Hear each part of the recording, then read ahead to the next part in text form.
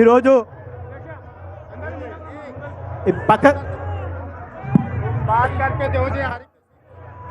ఈరోజు జంతర్ మంతర్లో విద్యార్థులపైన దాడి జరిగిన తర్వాత మన దేశ భావి ప్రధాని రాహుల్ గాంధీ గారు, సోనియా గాంధీ గారు, మేనకా గాంధీ గారు ప్రధాని ఇంటి ముందర ధర్నా చేయడం జరిగింది. దాంట్లో పోలీసు వాళ్ళు చాలా నిర్లక్ష్యంగా వాళ్ళ మీద ఇచ్చేసి అరెస్ట్ చేయడం జరిగింది. దానికి నిరసనగా మన ప్రియతమ ముఖ్యమంత్రి రేవంత్ అన్న గారు ఈరోజు కొడంగల్ అంబేద్కర్ చౌరస్తాలో ఈ ధర్నా కార్యక్రమం నిర్వహిస్తున్నారు. కావున ఇప్పుడు జిల్లా అధ్యక్షులు మన పెద్దలు వికారాబాద్ జిల్లా అధ్యక్షులు అన్నగారిని మాట్లాడాలని కోరుతున్నాం. ఈరోజు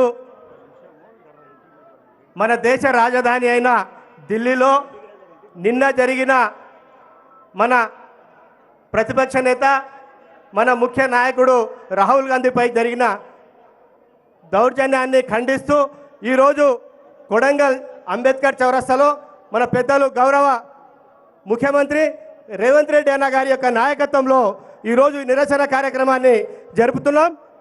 ఎందుకంటే మనం అన్ని గమనిస్తున్నాం.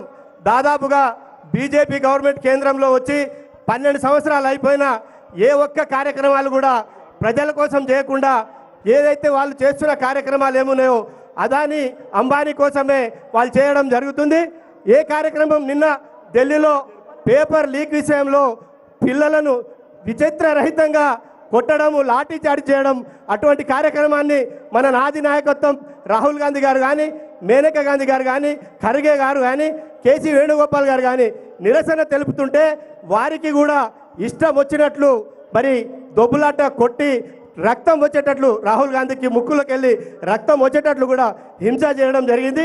ఇట్టి కార్యక్రమాన్ని మన గౌరవ పెద్దలు ఈరోజు ఇక్కడ ఈ కార్యక్రమం జరపడం, మళ్ళీ దీన్ని దేశవ్యాప్తంగా కాంగ్రెస్ పార్టీ ముందుండి తీసుకొని వెళ్ళి ప్రజల పక్షాన మనం నిలబడాలి.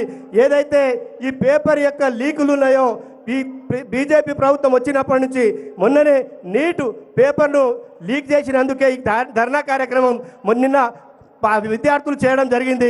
కాబట్టి ఈ కార్యక్రమంలో పాల్పంచుకుంటున్న ప్రతి ఒక్కరికి జిల్లా నుంచి నారాయణపేట జిల్లా కానీ, మరి వికారాబాద్ జిల్లా నుంచి కానీ, మన శాసనసభ్యులు రామ్మోహన్ రెడ్డి గారు, మరి తాండూరు శాసన మనోహర్ రెడ్డి గారు, మరి ఇతర కాంగ్రెస్ పార్టీ కుటుంబం అందరికీ ప్రతి ఒక్కరికి పేరు పేరున నమస్కరిస్తూ నేను జై హింద్, జై కాంగ్రెస్.